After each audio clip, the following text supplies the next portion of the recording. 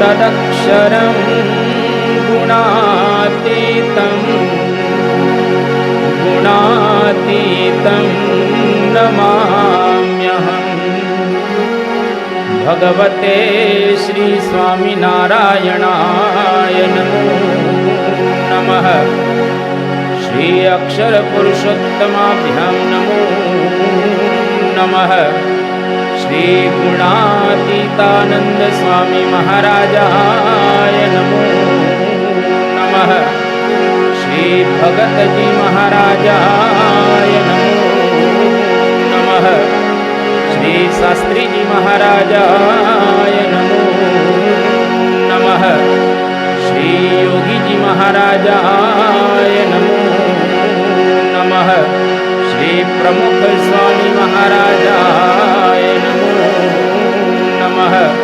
श्री महंत स्वामी महाराजाय नमो।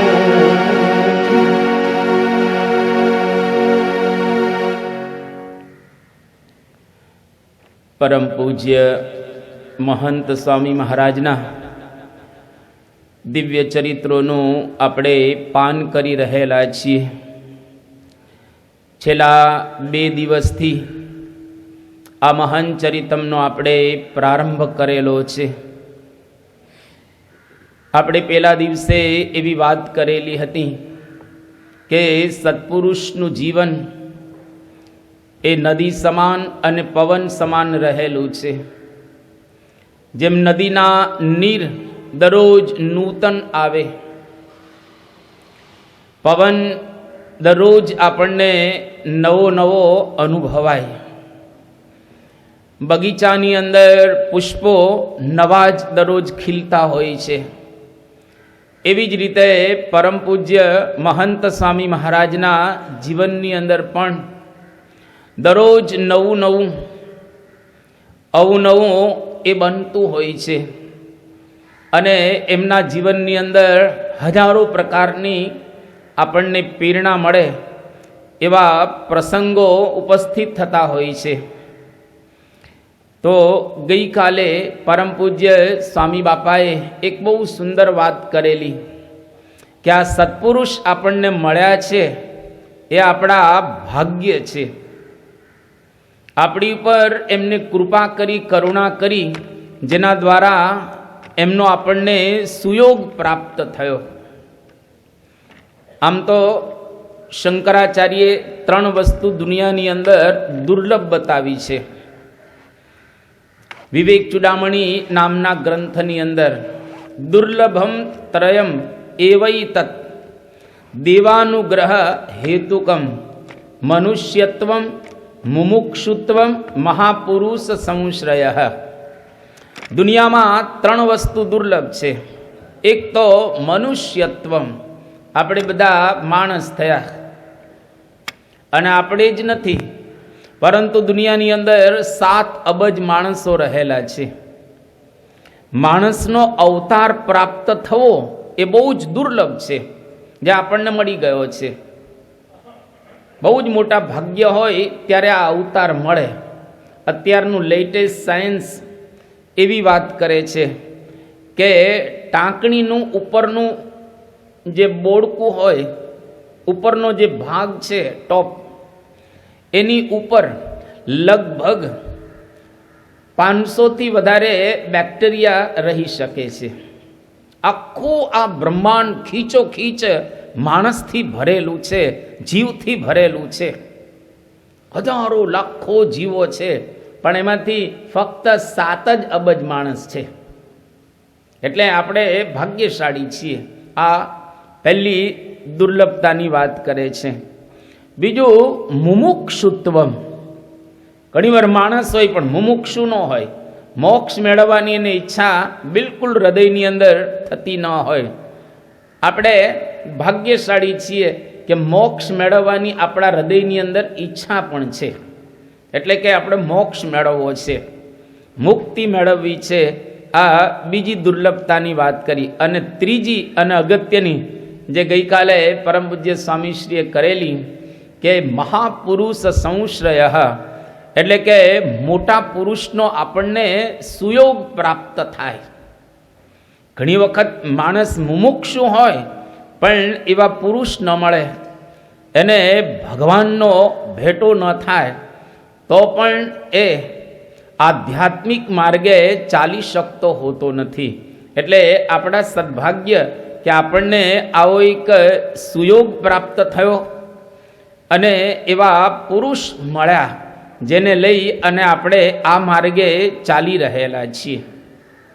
તો ગઈકાલે પ્રાસંગિક આપણે આટલી વાતો સાંભળેલી હતી.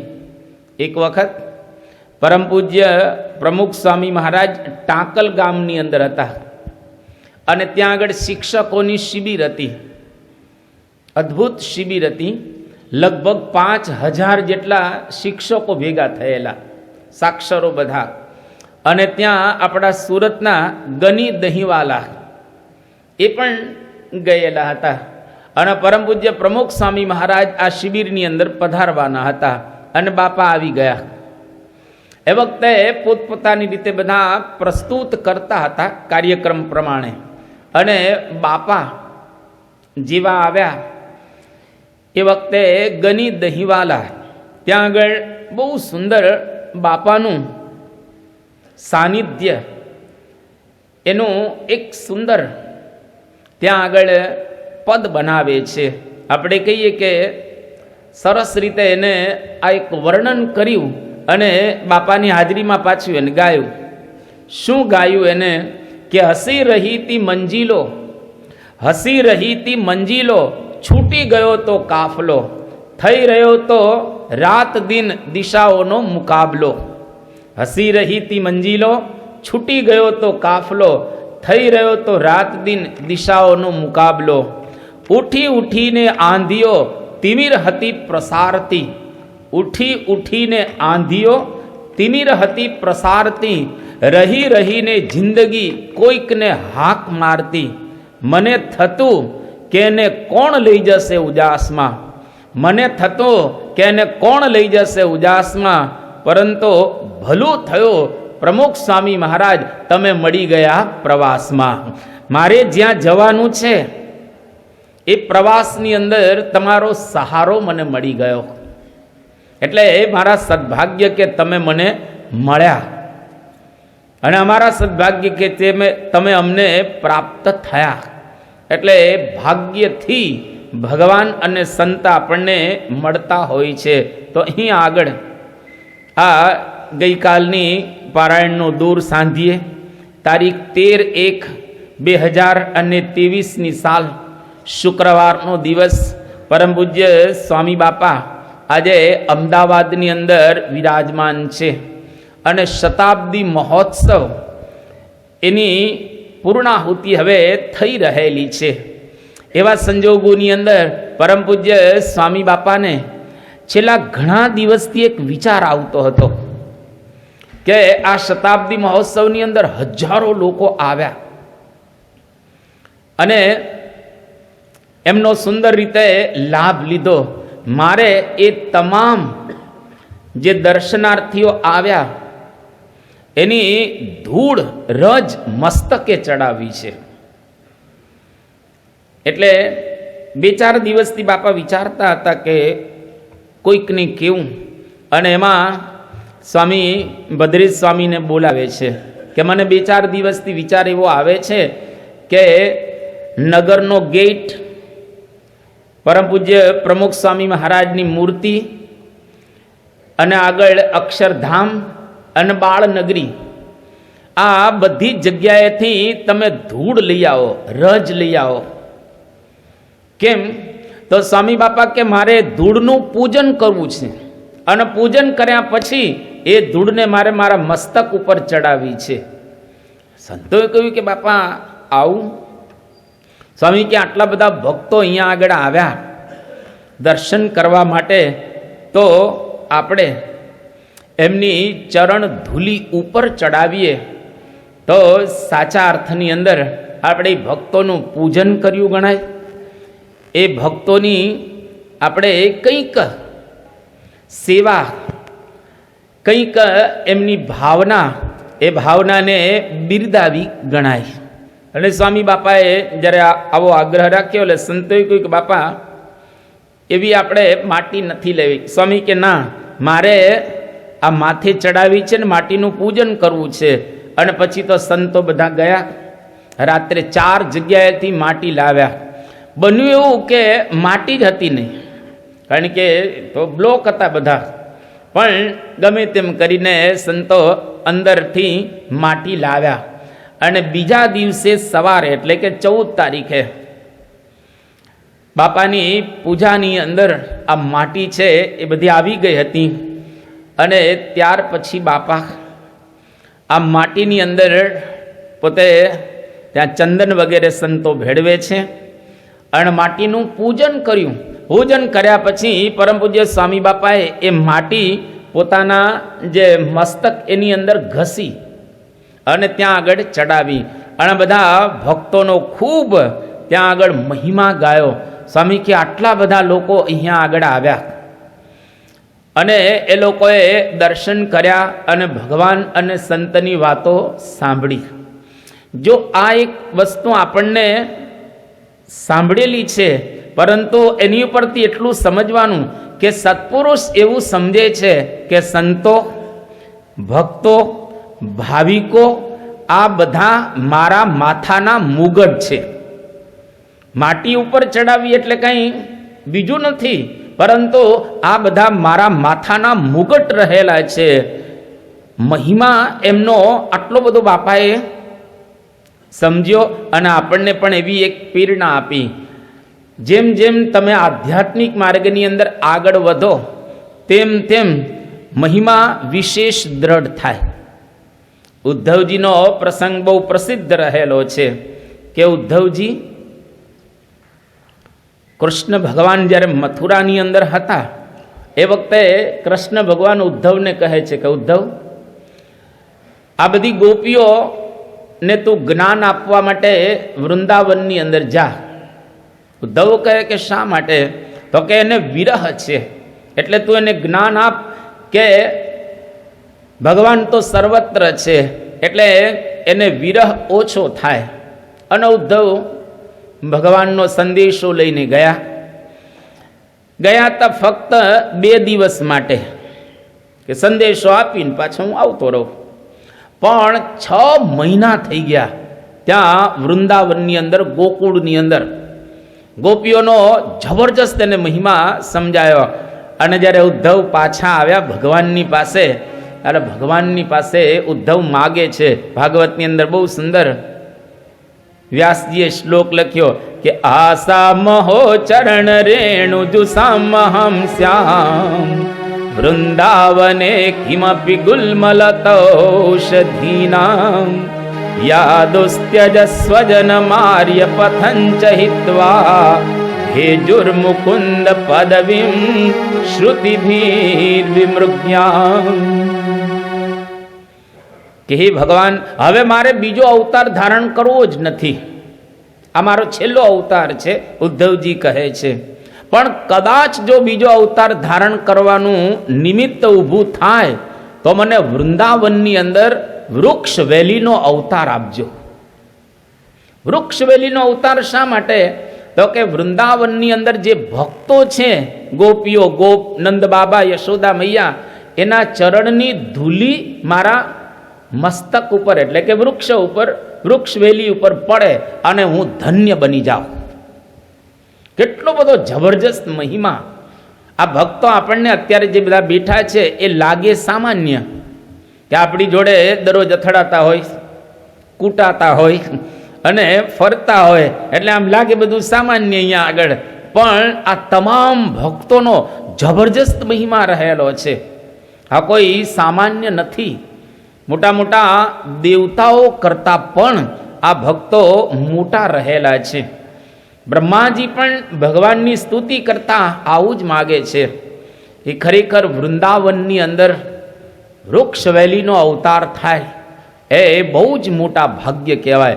અહો ભાગ્યમ નંદ ગોપ વ્રજોકસામ યન મિત્રમ પરમાનંદમ પૂર્ણમ બ્રહ્મ સનાતનમ. ખરેખર નંદ બાબા, ગોપ, ગોવાળો આ બધાના ખૂબ મોટા ભાગ્ય રહેલા છે કે જેના ઘરે સાક્ષાત ભગવાન પધાર્યા. એટલે આપણે કેટલા સદભાગી રહેલા છીએ કે આપણા કાંધની અંદર ભગવાન છે. બાપા આવો મહિમા દરેકનો સમજે છે કે આ ભગવાનના સંબંધવાળા રહેલા છે. તો બ્રહ્માજીએ પણ ભગવાનની પાસે શું માગ્યું? અદ્ભુત માગે છે કે તદ્ભૂરી ભાગ્યમિહ જન્મ કિમપટવ્યામ યદ ગોકુલે પિકતમાંગ્રિરજોભિષેકમ યજ્જીવિતમ તુ નિખિલમ ભગવાન મુકુંદ ત્વદ્યાપિ યત્પદરજ શ્રુતિમૃગ્યમેવ.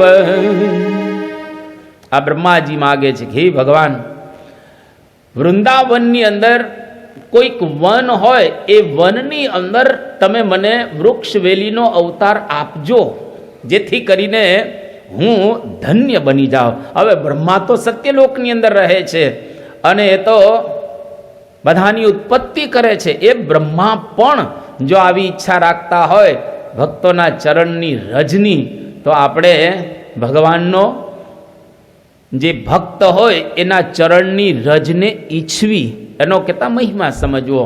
યોગી બાપાનો પ્રસંગ પ્રસિદ્ધ છે. ભગવાન સ્વામિનારાયણ એક વખત ગઢડામાં બેઠેલા અને એક પાણીનું પાત્ર ભગવાને રાખ્યું અને તમામ સંતોને મહારાજ કહે છે કે સંતો, આપણી માણકી ઘોડી બીમાર થઈ ગઈ છે અને એને આપણે પાણી પાવાનું છે. બધા જ સંતોની ચરણ રજવાળું પાણી માણકી ઘોડીને પાવાનું છે. એટલે આ જે પાત્ર છે એમાં ચરણ રજ તમે બોળશો એટલે એની અંદર રજ પડશે અને પ્રસાદીનું પાણી આપણે માણકીને પાસો એટલે માણકી સાજી થઈ જશે. એક પછી એક સંતો ભોળા ભાવે પાત્રની અંદર પગ બોળે છે. નિત્યાનંદ સ્વામી સમજી ગયા કે દાળમાં કંઈક કાળું છે, આમાં કંઈક મહારાજનો આશય જુદો છે. નિત્યાનંદ સ્વામીએ પગ ન બોળ્યા, વિદ્વાન હતા એટલે પગનો, બાકીના બધા સંતોએ પગ બોળ્યા અને એમાં મહારાજે બધા સંતોએ પગ બોળી લીધા એટલે કહ્યું કે આ પાણીને હવે તમે ગાળી નાખો. એટલે પાણીને ગાળવામાં આવ્યું. પાણીને ગાળી અને એક ગ્લાસની અંદર ભરવામાં આવ્યું અને એ પાણી શ્રીજી મહારાજ પીવે છે. મહારાજે પાણી પીધું, બધા સંતો એકદમ પહેલા થઈ ગયા. ઓહો, આપણી ચરણની ધૂળ જે પાણીમાં પડેલી છે એ પાણી શ્રીજી મહારાજે પીધું.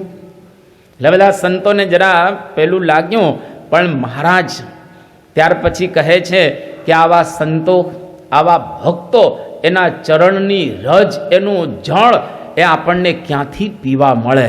કેટલો બધો જબરજસ્ત એ મહિમા એ આપણને અહીંયા આગળ એ સમજાય. તો ભક્તોનો મહિમા સમજવો. જેને ચરણ રજનો આવો મહિમા હોય એને ભક્તોનો કેવો મહિમા હોય. પરમ પૂજ્ય મહંત સ્વામી મહારાજને ચરણ રજનો આવો મહિમા છે તો એને ભક્તોનો કેટલો મહિમા હશે. એટલે આની ઉપરથી આપણે પણ આજુબાજુ ભક્તો રહેતા હોય એના મહિમાની વાતો કરવી અને સાંભળવી. અને જે મહિમા સમજે એના જીવનમાં 3 વસ્તુ આવે. એક તો આપણને ભક્તોમાં દોષ ન દેખાય. દરેકમાં નાના મોટા દોષ હોય જ, કારણ કે માણસ છીએ એટલે નાનું મોટું તો કંઈક ગડબડ હોય જ. તો જો મહિમા સમજીએ તો દોષ ન દેખાય, અને મહિમા સમજીએ તો કોઈનો અભાવ ન આવે, અને મહિમા સમજીએ તો એના માટે કંઈક કરવાનું આપણને મન થાય. આ મહિમા સમજવાનું ફળ રહેલું છે. એટલા માટે આ ભક્તો બધા રહેલા છે, દિવ્ય છે, સારા છે, રુચિર છે. આપણે દરરોજ અષ્ટકમાં ગાઈએ છીએ ને, બહુ સુંદર આપણે આરતીની અંદર ગાઈએ છીએ કે ભગવાનના સંબંધવાળી બધી વસ્તુ કેવી કહેવાય? દિવ્ય કહેવાય, રુચિર કહેવાય. કે જનની રુચિરા જન કો રુચિર સ્વજના રુચિરા મુનયો રુચિરો જનની રુચિરા જન કો રુચિર સ્વજના રુચિરા મુનયો રુચિરા બટકો રુચિરા પદગા રુચિરા રુચિરાધિપતે રખિલં રુચિરં બટકો રુચિરા પદગા રુચિરા રુચિરાધિપતે રખિલં રુચિરં રુચિરાધિપતે રખિલં રુચિરં. આ પ્રમાણે ભગવાનના સંબંધવાળા તમામ રુચિ, કોઈ પણ એક વખત ભગવાનના સંબંધમાં આવી ગયો એ દિવ્ય બની ગયો, એ ભક્ત બની ગયો. ભલે આપણને ન દેખાય પણ એના અંતરની અંદર એક દિવ્યતાનો સંચાર થાય છે. તો અહીંયા આગળ બાપાએ ખૂબ સુંદર એક રજ ચડાવી અને આપણને ભક્તોને દિવ્ય સમજવા, એનો મહિમા સમજવો એ વાત દ્રઢાવી. તારીખ 14/1/2023 શનિવારનો દિવસ છે. બાપા અમદાવાદની અંદર વિરાજમાન છે અને આજે બ્રહ્મ વિદ્યાનો 30મો પાઠ આપે છે. એ 30મા પાઠની અંદર બાપાએ બહુ સુંદર એક લખ્યું જે તમને ગમશે, ગ્રહસ્થને ગમે એવું બાપાએ લખેલું છે. શું લખ્યું કે ઠાકોરજીનો 10મો 20મો ભાગ આપો એટલે નિર્વાસનિક. ઠાકોરજીનો 10મો 20મો ભાગ આપો એટલે નિર્વાસનિક. આપણી જે આવક થાય એનો 10મો ભાગ, અને વ્યવહારે આપણે દુર્બળ હોઈએ તો 20મો ભાગ જો આપણે આપીએ તો નિર્વાસનિક, આપણી વાસના ટળી જાય. હવે આવી સુંદર વાત કરી અને સ્વામી બાપાએ એ વખતે આશીર્વાદ પણ આપ્યા કે બધાના ધંધા ખૂબ સારા ચાલે. અને સ્વામી કે આજે આ ઉત્તરાયણ કહેવાય, માગવાનો અવસર છે. અને સ્વામી આમ જરા હસતા હસતા સંતોની સામે કહી અને કહે કે અમારો ધંધો જ છે, આ માગવું અમારો ધંધો રહેલો છે. બાપાએ જરા આમ સંતોની સામે દ્રષ્ટિ કરી અને એ પ્રકારે સ્મિત કર્યું. ટૂંકમાં સ્વામીએ કહ્યું કે આપણી આવકનો 10મો અને 20મો ભાગ ઠાકોરજીને અર્પણ કરવો. ઠાકોરજીને જો આપણે અર્પણ કરીએ તો આપણે નિર્વાસનિક થઈ જઈએ. અને કે યોગી બાપા એવું કહેતા કે આ દેના બેંક છે, આ લેના બેંક નથી. અને સ્વામી બીજી વાત કરી કે જે ભગવાનને 10મો ને 20મો ભાગ આપે એને ભગવાન ઢગલા બંધ આપે. ભગવાન એને ઢગલા બંધ આપે એવું સ્વામી બાપા બોલ્યા. અને પછી સ્વામીએ એક સાખી પણ ત્યાં આગળ કહે કે કોઈનો પાળ ન રાખે મુરારી, આપે વ્યાજ સહિત ગિરધારી. ભગવાન છે એ વ્યાજની સાથે એને બધું આપતા હોય છે. હવે અહીંયા આગળ સમજવા જેવું છે. આમ તો આપણે 10મો 20મો ભાગ આપતા જોઈએ છીએ, પણ આમાં મજકૂર શું છે કે 10મો ને 20મો ભાગ આપીએ તો નિર્વાસનિક, કે આપણી વાસના ટળી જાય. હવે આ 10મા 20મા ભાગને વાસનાને શું લેવા દેવા છે? મને એમ લાગે ને કે 10મા 20મા ભાગને આપીએ તો વાસનાને શું લેવા દેવા છે? પણ અતિશય લેવા દેવા છે. કારણ કે બાપા કહે છે એટલે એનો મર્મ હોવો જોઈએ. મર્મ શું રહેલો છે કે માણસ માત્રને સૌથી વધારેમાં વધારે જો ક્યાંય આસક્તિ હોય તો ક્યાં છે? ધનમાં. ધનમાં સૌથી વધારે આસક્તિ માણસને રહેલી છે. અને આપણા શાસ્ત્રો પણ બતાવે છે કે જીરિયંતી જીર્યત કેશા દંતા જીર્યંતી જીર્યત જીવિતાશા ધનાશા ચ જીર્યતોપી ન જીર્યંતી. બધું જીર્ણ થાય, શીર્ણ થાય, પણ બે આશા, આસક્તિ માણસની ઓછી નથી થતી. મૃત્યુ શૈયા ઉપર આપણે સૂતેલા હોઈએ ત્યાં સુધી બે આશા ઓછી જ નથી થતી. નિર્વાસનિક આપણે થતા નથી. કઈ બે આશા? એક ધનાશા અને જીવિતાશા. એક તો જીવવાની ઈચ્છા અને બીજી ધન મેળવવાની ઈચ્છા. આ બે ઈચ્છા માણસની મૃત્યુ પામે ત્યાં સુધી ટળતી જ નથી. પૈસા મેળવવામાં કોઈને સંતોષ થયો છે કોઈ દી? મનકો બધા પૈસાદાર આગળ ગોઠવાયેલા છે મોટા ભાગના. તો પૂછો તમે કે પૈસામાં તમને સંતોષ થયો છે? સંતોષ થાય જ નહીં કે આટલા મેળવી લે, આટલા મેળવી લે, આટલા મેળવી લે, આટલા મેળવી લે. એમ કરતાં કરતાં પોતે જ મેળવાઈ જાય, પોતે જ ધૂળની અંદર મેળવાઈ જાય. પણ પૈસા મેળવવાની ઈચ્છા એની કોઈ દિવસ ઓછી થતી નથી. અત્યારે જો ઇલોન મસ્ક દુનિયાનો જે પૈસાદાર આ વ્યક્તિ છે, બિલ ગેટ્સ એના કરતાં આગળ છે ઇલોન મસ્ક. એને ઘણા બધા કોઈન ઉપર ટ્વીટ કરેલું છે, લેજો. એટલે એ કોઈનનો ભાવ વધશે ભવિષ્યની અંદર. તો ઇલોન મસ્ક હવે બિલિયોનર તો છે જ. આ દુનિયા ઉપર કોઈ ટ્રિલિયોનર નથી થયો. અત્યારે બિલ ગેટ્સ બધા છે એ લોકોની પાસે લગભગ $91 બિલિયન છે.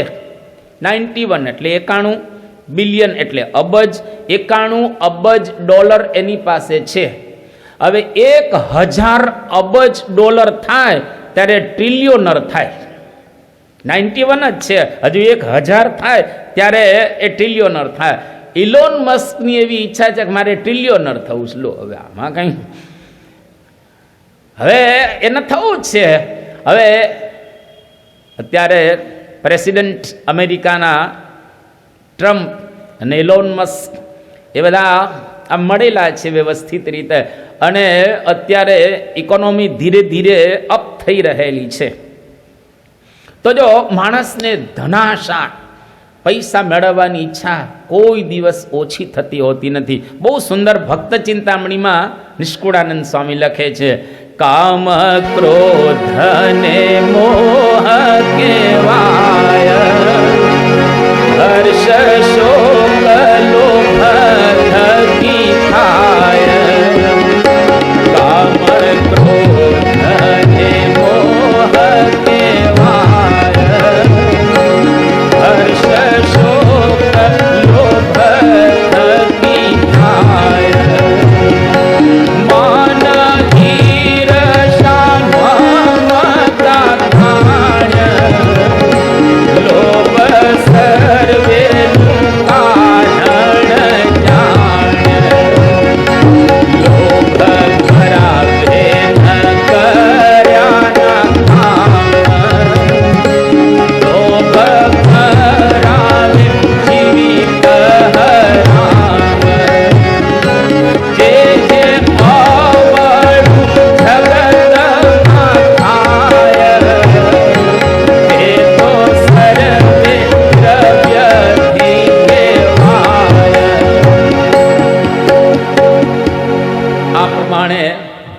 દ્રવ્યમાંથી તમામ અનર્થો નીકળે છે. કામ, ક્રોધ, લોભ, ઈર્ષા, મમતા, મારું તારું, રાગ, દ્વેષ, દગા, પ્રપંચ, તમામ જેટલા દોષો રહેલા છે એનું મૂળ સ્થાન શું છે? દ્રવ્ય. બાપા કેટલી સરસ વાત કરે છે કે 10મો ને 20મો ભાગ આપો તો નિર્વાસનિક, એટલે કે લોભ તમારો ટળે તો તમામ દોષો ટળી જાય, અને તમામ દોષો ટળે તો આપણે કેવા થઈ જઈએ? નિર્વાસનિક. એટલે 10મો ને 20મો ભાગ આપો તમે તો ધનની આસક્તિ ટળે. ધનની અંદર જે આસક્તિ રહેલી છે એ ટાળવી બહુ જ અઘરી છે. લોભ મૂલાની પાપાની, જેટલા કંઈ દુનિયામાં પાપ થાય છે એના તમે પાયામાં જાઓ, મૂળમાં જાઓ તો શું હશે? લોભ હશે. એક વખત એક જ્યોતિષને ત્યાં એક ચોર ગયો અને ચોરે કહ્યું કે મારે ચોરી કરવા જવી છે, તો મુહૂર્ત જોઈ દે, તું સારું મુહૂર્ત જોઈ દે, જેથી કરીને ચોરી કરવા જાઓ તો વાંધો ના આવે અને હું પકડાઈ ન જાઓ. પેલો જ્યોતિષ કે ભાઈ તું ચોર છે અને હું તને મુહૂર્ત જોઈ દઉં તો મને પાપ લાગે, સારું ન કહેવાય, કારણ કે એમાં પાપનો હું ભાગીદાર બની જાઉં, એટલે મારે મુહૂર્ત નથી જોવું. ત્યારે પેલા ચોરે કહ્યું કે જોઈ આપને, તું બધાનું મુહૂર્ત જોઈ તો મારું જોઈ આપે, એમાં તને શું વાંધો છે? એ કે ના ના મને પાપ લાગે, એ કે 25% તને આપીશ, જે ચોરી કરી છે મને 25% તારો ભાગ. ભલે તરત મુહૂર્ત જોઈ દીધું, ફર્સ્ટ ક્લાસ મુહૂર્ત આવી ગયું આમ, અને કહ્યું કે આ મુહૂર્ત છે અને આમાં તો જજે. અને પેલાએ ચોરી કરી એ જ મુહૂર્તની અંદર, અને ચોરી કરી સફળતા મળી, અને કોઈ પકડાયો નહીં, કંઈ નહીં, વ્યવસ્થિત ખજાનો ચોરીને આવી ગયો. 25% જ્યોતિષને આપી દીધું, લઈ જાતું 25%. હવે એક વખતમાં થોડું બંધ થાય, થોડા દિવસ ઓર ગયા અને એક મોટો ખજાનો હતો, જબરજસ્ત મોટો ખજાનો, એને લૂંટવાનો હતો. એટલે પાછો જ્યોતિષની પાસે ગયો અને કહ્યું કે દોસ્ત શું મુહૂર્ત જોઈ આપ? સરસ મુહૂર્ત મારે જોવું છે.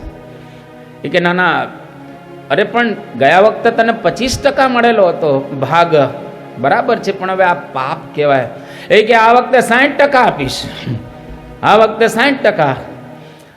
તો આ જ્યોતિષને વિચાર થયો કે મને 60% આપે છે તો હું જ ન જાઉં, હું જાઉં ને ચોરી કરવા માટે. અને જ્યોતિષ ગયો ચોરી કરવા માટે, પકડાઈ ગયો, ત્યાં આગળ પકડાઈ ગયો. જો લોભ એ પાપનું મૂળ રહેલું છે, એટલા માટે માણસ છે લોભ મૂલાની પાપાની.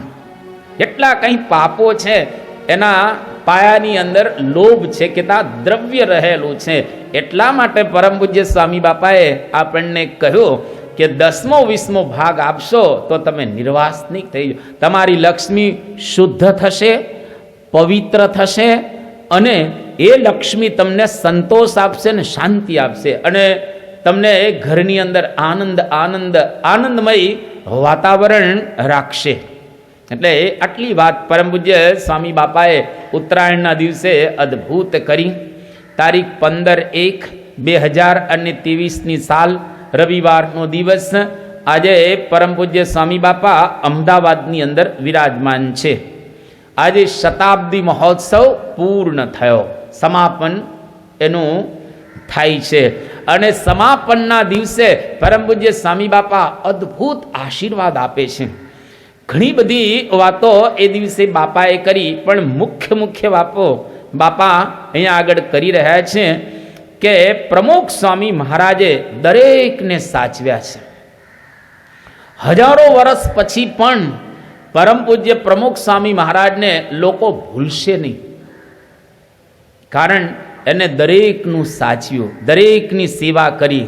એટલે અને પરમ પૂજ્ય પ્રમુખ સ્વામી મહારાજ સાક્ષાત અક્ષર બ્રહ્મનું સ્વરૂપ હતા. આ પહેલી વાત બાપાએ કરી. પછી કહે છે કે આ ઉત્સવમાં કોઈને આપણે નાના દેખાડવાનો ભાવ ન હતો. આપણે આવો મોટો ઉત્સવ કરી નાખીએ ને બીજા નાના થઈ જાય એવો આપણા હૃદયની અંદર બિલકુલ ભાવ ન હતો. પણ એવો ભાવ હતો કે આ ઉત્સવની અંદર એક વખત કોઈ પરમ પૂજ્ય પ્રમુખ સ્વામી મહારાજનું નામ લે અને એ બાપાનો એને ગુણ આવે તો એ વ્યક્તિ ભગવાનના માર્ગે ચડે, આવી એક ભાવના એનાથી આ ઉત્સવ આપણે કરેલો છે. ત્રીજી વાત બાપાએ અહીંયા આગળ કરી કે આ ઉત્સવની ફળશ્રુતિ આપણને પરમ પૂજ્ય પ્રમુખ સ્વામી મહારાજ જેવું જીવન જીવવાની પ્રેરણા મળે કે બાપા તો જીવી ગયા 95 વર્ષ સુધી, આપણે પણ એવું જીવન જીવવાનું છે એવી આપણને આ ઉત્સવમાંથી પ્રેરણા મળે. અને ત્યાર પછી બાપાએ સરસ વાત કરી કે સૌની સેવાથી મહારાજ અને પરમ પૂજ્ય પ્રમુખ સ્વામી મહારાજ ખૂબ રાજી થયા છે અને અમે પણ, બાપા બોલે છે, અમે પણ બધાની સેવાથી ખૂબ રાજી થયેલા છીએ. તો આ ઉત્સવની અંદર 30 દિવસના સમયમાં 3 વાતો સ્વામીશ્રીએ દ્રઢાવી અને આપણને બતાવી. પહેલી વાત સ્વામી એ બતાવે છે કે પ્રમુખ સ્વામી મહારાજ અક્ષર બ્રહ્મનું મૂર્તિમાન સ્વરૂપ હતા. અક્ષર બ્રહ્મ જે પુરુષોત્તમ નારાયણને પામવાનું દ્વાર છે, અક્ષર દ્વારા ભગવાનને આપણે પ્રાપ્ત કરી શકીએ. એટલે આપણે એ સમજવાનું કે અત્યારે પરમ પૂજ્ય મહંત સ્વામી મહારાજ પણ ભગવાનને પ્રાપ્ત કરવાનું દ્વાર છે, ભગવાનને પ્રાપ્ત કરવાનું માધ્યમ રહેલા છે. આ પહેલી વાત કરી.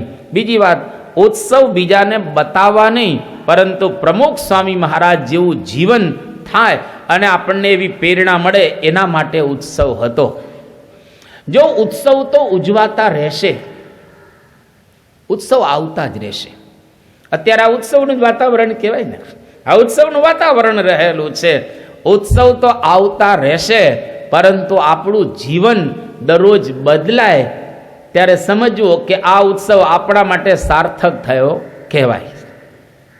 દરરોજ આપણે બદલાવા જોઈએ અને ખરેખર બદલાશું, ચોક્કસ, એમાં કોઈ શંકાને સ્થાન રહેલું નથી. દરરોજ થોડો થોડો વિચાર કરવો, અંતરદ્રષ્ટિ કરવી, અને જો અંતરદ્રષ્ટિ કરીશું તો આપણે બદલી શકીશું આપણા જીવનને. અને ત્રીજી વાત પરમ પૂજ્ય સ્વામી બાપાએ દ્રઢાવી કે બધાની સેવાથી મહારાજ રાજી થયા છે, પ્રમુખ સ્વામી મહારાજ રાજી થયા છે અને અમે પણ રાજી થયા છીએ. નાની કે મોટી કોઈ પણ પ્રકારની આપણે સેવા કરી તો એના દ્વારા ભગવાનને સંતનો રાજીપો થયો અને એ રાજી થાય. શાસ્ત્ર બહુ સુંદર કહે છે કે ત્વયી અપ્રસન્ને કિમ ઇહ અપરેહી નહ, ત્વયી પ્રસન્ને કિમ ઇહ અપરેહી નહ. જો તમે રાજી છો તો મારે બીજાનું શું કામ છે, અને તમે જો કુરાજી છો તો બીજા કદાચ ગમે તેટલા રાજી હોય તો પણ કોઈ અર્થ સરવાનો નથી. એટલે જગતને રાજી કરવાનું તાન છોડી દેવાનું અને કોઈ રાજી નથી થવાના. મારે કંઈ પ્રશ્ન પૂછવો નથી પણ તમે સમજજો. કોઈકને તમે જેની સાથે લગ્ન કર્યા છે એ તમારા અર્ધાંગીની ગણો, ધર્મપત્ની ગણો, વામાંગીની ગણો, એ તમારી ઉપર પૂર્ણ પ્રસન્ન છે? તમે પૂછજો. કંઈક ને કંઈક તો કહેશે કે આટલું ખૂટે છે, આટલું કંઈક ખૂટે છે, કંઈક ખૂટતું જ હોય. અને તમને પૂછવામાં આવે કે તમે એનાથી રાજી છો તો તમે કંઈક બતાવો કે આટલું આમ જરા કરી નાખે ને તો મને આમ આનંદ થાય. એટલે તમારા પત્ની પણ પૂર્ણ તમારી ઉપર રાજી નથી, પત્ની પતિ ઉપર પૂર્ણ રાજી નથી. આ શું છે? સંસાર રહેલો છે.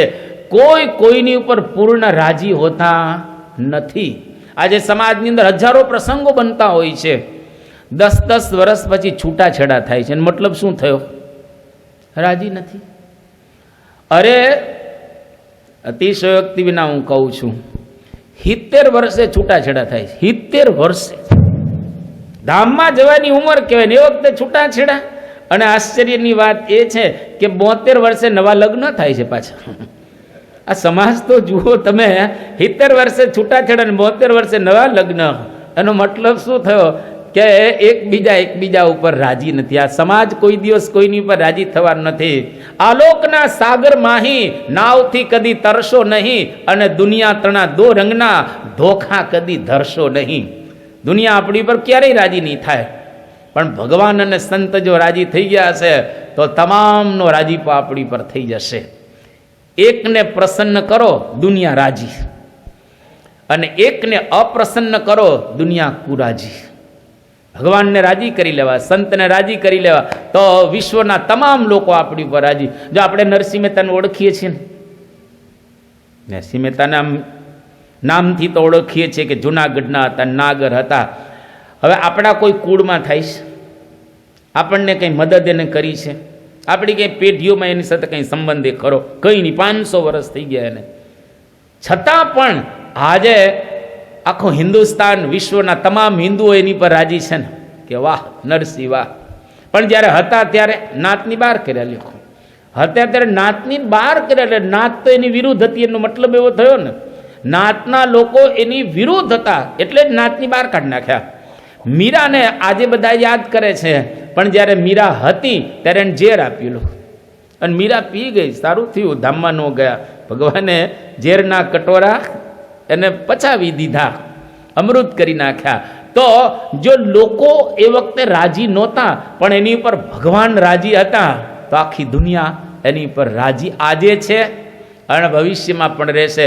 દાદા ખાચર, પર્વતભાઈ, ગોરધનભાઈ, એ ક્યાં આપણા કુળની અંદર આવે છે, પણ એને ભગવાનને રાજી કર્યા એટલે સ્વામી બાપાને રાજી કરી દેવા.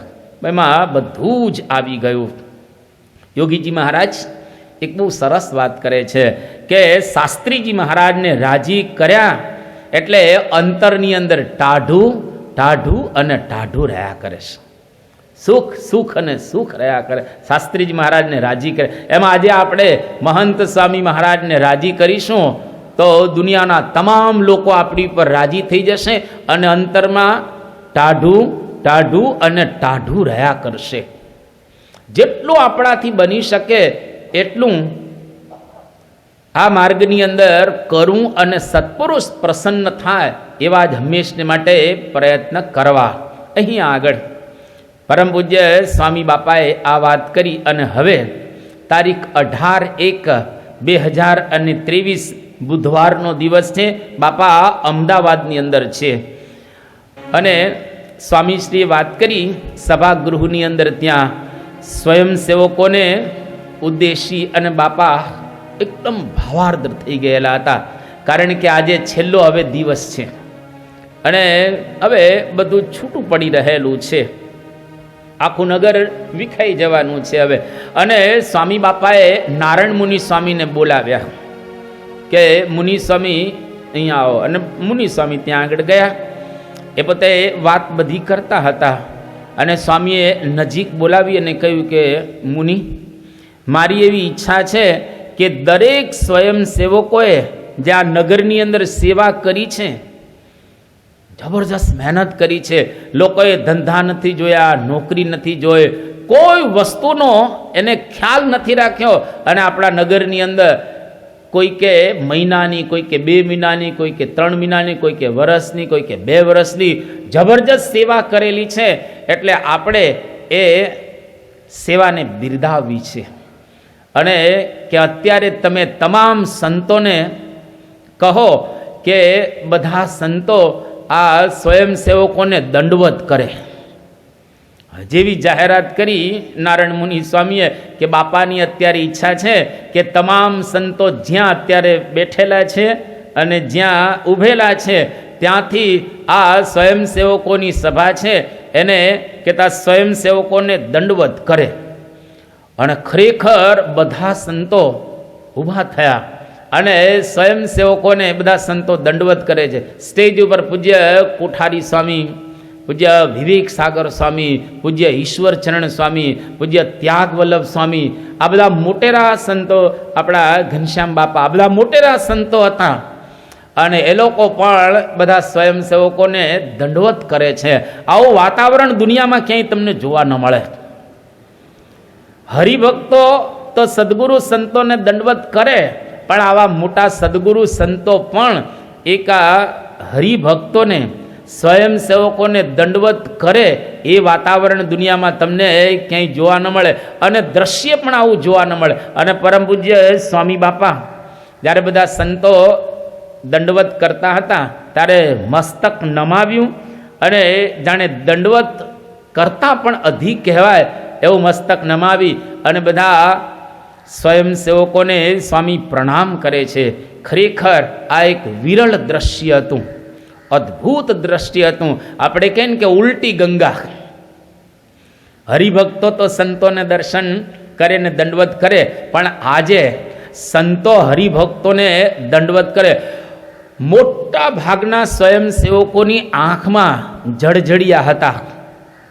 ઘણા સ્વયંસેવકો રડતા પણ હતા કે આજે અમને સંતો દંડવત કરી રહેલા છે. તો આ એક આપણો સંપ્રદાય છે, એક દિવ્ય સંપ્રદાય રહેલો છે. આ એક કાર્યની સર્વશ્રેષ્ઠ કદર કહીએ ને, કોઈ પણ માણસની કદર કરવી જોઈએ.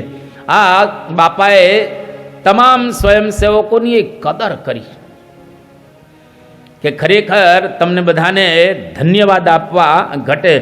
આ સ્વયંસેવકોનું પૂજન નહોતું, યાદ રાખો. સ્વયંસેવકોને પરમ પૂજ્ય પ્રમુખ સ્વામી મહારાજને, આ મહંત સ્વામી મહારાજની આજ્ઞાથી સંતો દંડવત કરતા હતા. એ સ્વયંસેવકોને દંડવત નહોતા કરતા, પરંતુ સ્વયંસેવકોના ગુણોનું પૂજન કરતા હતા સંતો. કે આ લોકો કેવા ગુણિયલ છે અને એ લોકોના ગુણને બધા સંતો પ્રણામ કરતા હતા. અને આપણે ઘણીવાર જોયું છે યોગી બાપાના જીવનની અંદર, યોગીજી મહારાજ પણ હરિભક્તોને દંડવત કરતા. પરમ પૂજ્ય મહંત સ્વામી મહારાજ પોતાનો જ પ્રસંગ કહે છે કે અમે એક વખતે મુંબઈ વગેરેથી બાપાનો લાભ લેવા માટે આવ્યા હતા અને સરદારની અંદર હતા. અને સરદારમાં રાતના 2 વાગે યોગીજી મહારાજ ઊભા થયા. અમે તો બધા સૂતા હતા, પણ હું ખબર નહીં બાય ચાન્સ જાગતો હતો અને જાગી ગયો. અને યોગીજી મહારાજ દંડવત કરતા હતા. બધા યુવકોને સૂઈ ગયા ત્યારે, અને સૂતેલા યુવકોને દંડવત કરતા હતા યોગી બાપા. મેં કહ્યું બાપા શું કરો છો? ત્યારે યોગી બાપાએ એવું કહ્યું કે આટલા બધા યુવકો મુંબઈ બીજા ત્રીજા સ્થાન છોડીને અહીંયા આગળ આવ્યા, આપણે એનો મહિમા સમજવો જોઈએ ને. જો યોગી બાપા મહિમા સમજતા અને આપણને એવી પ્રેરણા આપતા. બહુ પ્રસિદ્ધ પ્રસંગ છે.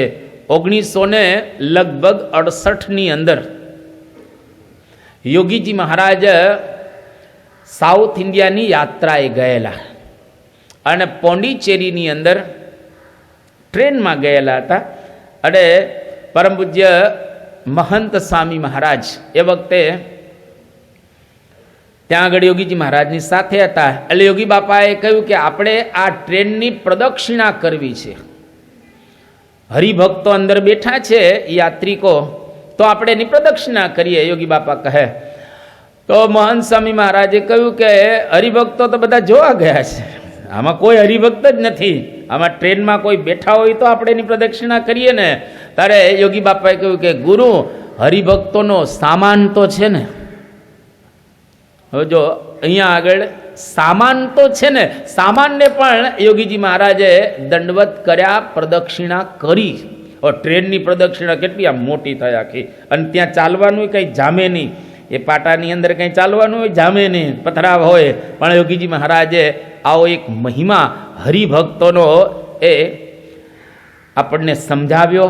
એટલા માટે ભક્ત ચિંતામણીની અંદર બહુ સુંદર એક વાત કરી છે કે આપણે કોઈકને દંડવત કરીએ તો આપણે એનો મહિમા સમજીએ છીએ. આપણી નાનપ છે અને એની મોટપ આપણે સમજી રહેલા છીએ. એટલે હંમેશા પોતાની જાતને નાની માનવી, કોઈ દિવસ મોટી નહીં માનવી પોતાની જાતને. હું દાસ છું, હું સેવક છું, આવો ભાવ રાખીને જ સત્સંગની અંદર રહેવું. નિષ્કુળાનંદ સ્વામી સરસ લખે છે, મેલી પોતાની મોટપ નાથ મળી રહ્યા મનુષ્યને સાથ. મેલી પોતાની મોટપ નાથ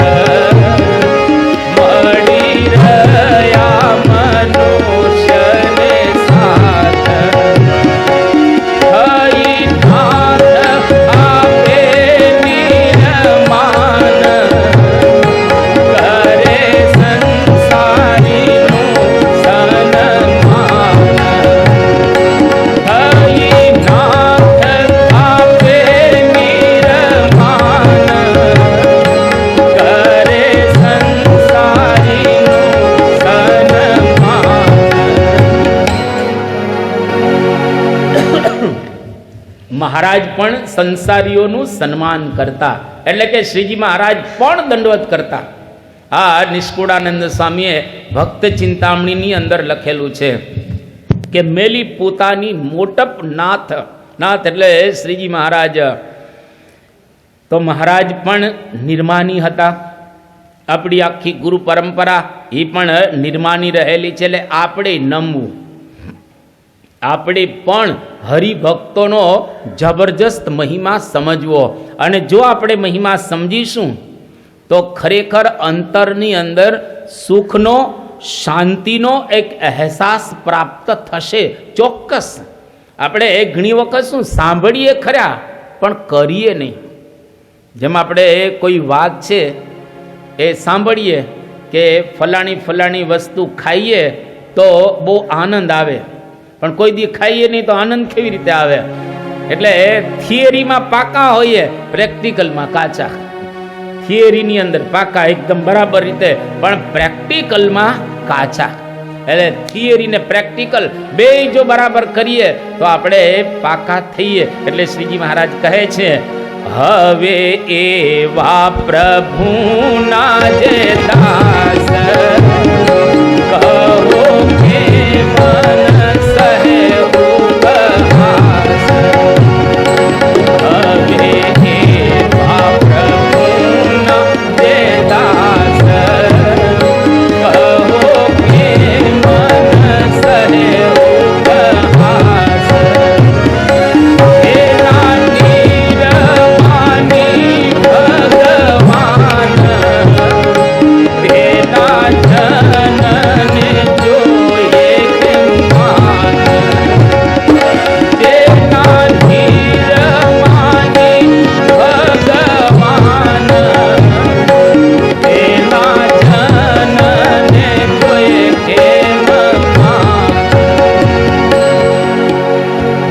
આપણા ભગવાન નિર્માની છે.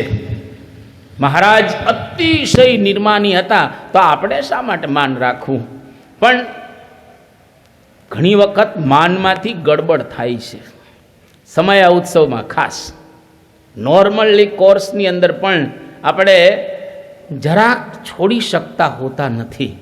એટલે એની અંદર ગડબડ થઈ જાય. હવે આપણે કોઈ મંદિરમાં ગયા હોઈએ તો મંદિરની અંદર કંઈક ઉતારામાં ગડબડ થાય, કંઈક સંતો કંઈક આપણને કહે, કંઈક વળી વ્યવસ્થા સચવાય ન સચવાય, પાસ મળ્યો ન મળ્યો, આ બધું ચોક્કસ થવાનું જ છે, થયું છે, થવાનું છે અને અત્યારે થઈ રહ્યું છે. આ બધું જ છે. પણ એની અંદર આપણે એટલો વિચાર કરવો, જેના નિર્માની ભગવાન એના જનને કેમ જોઈએ માન. એક વખત પરમ પૂજ્ય પ્રમુખ સ્વામી મહારાજ ગોંડલની અંદર હતા અને સાધુનું એક સુંદર સંમેલન હતું, જેમાં ગુજરાતના અને ભારતના ઘણા બધા સંતો આવ્યા હતા. અને સંમેલન તો શરૂ થઈ ગયું હતું. પરમ પૂજ્ય પ્રમુખ સ્વામી મહારાજ પોતાના કાર્યોને આટોપી અને સંમેલનની અંદર હવે જવા માટે ઉદ્યત થયા. આપણા મંદિરની અંદર જ આ સંમેલન હતું. હવે બાપા આવ્યા સંમેલનની અંદર, તો બધા સાધુઓ પોતપોતાની સીટ ઉપર, આસન ઉપર ગોઠવાઈ ગયા હતા. બાપાનું કોઈ ત્યાં આગળ આસન જ નહોતું, પ્રમુખ સ્વામી મહારાજનું. એટલે સ્વામી બાપા આમાં આવ્યા અને જોયું કે ક્યાં આસન બાસન નથી. એટલે શાંતિથી એક બાજુ જે રીતની વ્યવસ્થા હતી બેસવાની, ત્યાં આગળ બાપા બેસી ગયા, જે જગ્યા ખાલી હતી ત્યાં આગળ. અને બધાને ખ્યાલ આવ્યો કે પ્રમુખ સ્વામી મહારાજ છે, અહીંયા આગળ બેસી ગયા. એટલે ભારત સાધુ સમાજના જે મહામંત્રી એને તરત કે બાપા તમે અહીંયા આગળ આવો, અહીંયા આગળ સ્વામીજી પધારો.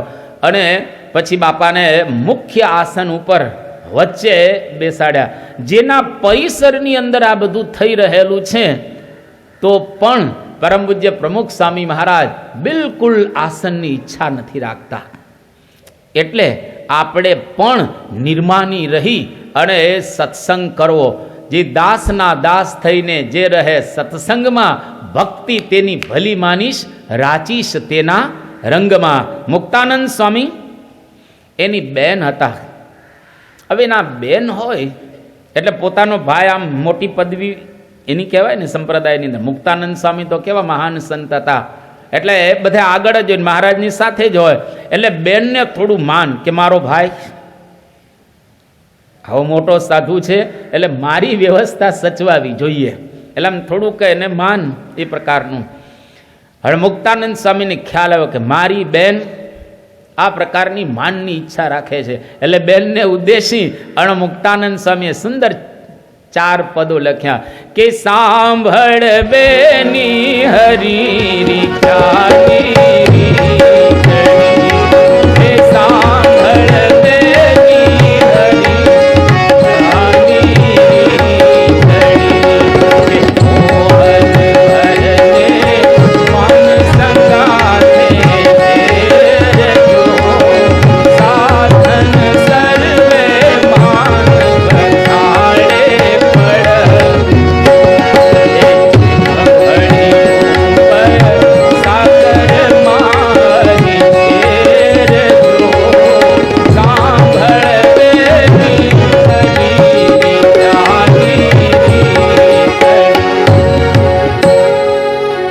સાંભળ બેની હરી રીઝ્યાની રીત.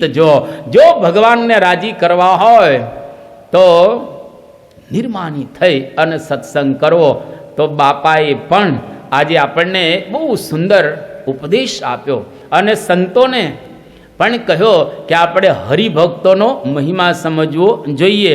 અને સંતોએ બધાએ હરિભક્તોને દંડવત કર્યા, કાર્યકર્તાઓને દંડવત કર્યા. આપણા સંપ્રદાયની અંદર નાનપ કે મોટપ આસનથી નથી. શ્રીજી મહારાજે અદ્ભુત એક વચનામૃત લખ્યું છે. મહારાજમાં કહે છે કે તમે જેમ સમજો છો એમ નાનપ મોટપ નથી, પરંતુ જેને ભગવાનનો નિશ્ચય હોય, જેને મહિમા હોય એ મોટો રહેલો છે, એટલે નિશ્ચયથી મોટો છે. મહારાજ કે ગૃહસ્થ અને ત્યાગીનો કોઈ મેળ નથી. જેની સમજણ મોટી એ આપણા સંપ્રદાયની અંદર મોટો રહેલો છે. પર્વતભાઈ ને ગોરધનભાઈ ગ્રહસ્થ હતા, એને પણ શ્રીજી મહારાજ ઉદ્દેશીને કહે છે, મુક્તાનંદ સ્વામીને બ્રહ્માનંદ સ્વામીને, કે આ તો અમારા સાચા સત્સંગી છે અને તમે તો ગુણભાવવાળા રહેલા છો, ગુણ બુદ્ધિવાળા છો. તો પર્વતભાઈ ને ગોરધનભાઈનો આવો મહિમા સમજતા. એટલે હરિભક્તો પણ એવા હોય આપણને ખ્યાલ ના આવે, કેમ કે બધા હરિભક્તોને આપણે ક્યાં ઓળખતા હોઈએ છીએ, એના આંતર વૈભવને આપણે ક્યાં જાણતા હોઈએ છીએ. પણ જો ખરેખર એવો મહિમા સમજીએ તો આપણે પણ ધન્ય બની જઈએ. આ પ્રમાણે પરમ પૂજ્ય સ્વામી બાપા ખૂબ સુંદર એ આપણને માર્ગદર્શન આપી રહ્યા છે. બરાબર 9 મિનિટની વાર છે. આપણી પારાયણને આપણે અહીંયા આગળ પૂર્ણ કરીએ છીએ અને આવતીકાલે 8 વાગે પુનઃ આ દોરને આપણે આગળ સાંધીશું. સ્વામી નારાયણ નારાયણ નારાયણ.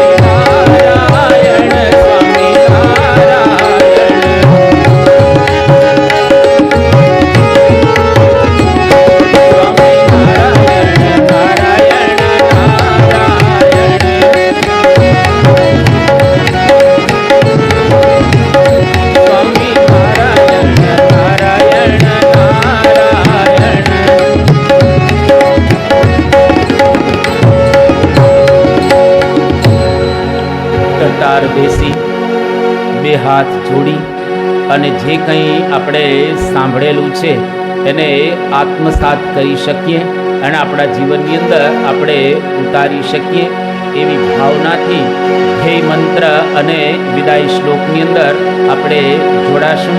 અને ખાસ નમ્ર વિનંતી કે 3 મિનિટ બેસજો.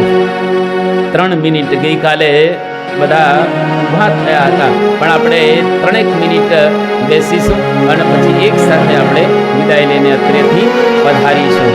ગુણાતીતં ગુરું પ્રાપ્ય બ્રહ્મરૂપં નિજાત્મનઃ भाव्य दास भावेन स्वामिनारायणं भजे। श्रीहरिं साक्षरं सर्वदेवेश्वरं भक्तिधर्मात्मजं दिव्यरूपं परं शान्तिदां मुक्तिदां कामदं कारणं स्वामिनारायणं नीलकण्ठं भजे। श्रीहरिं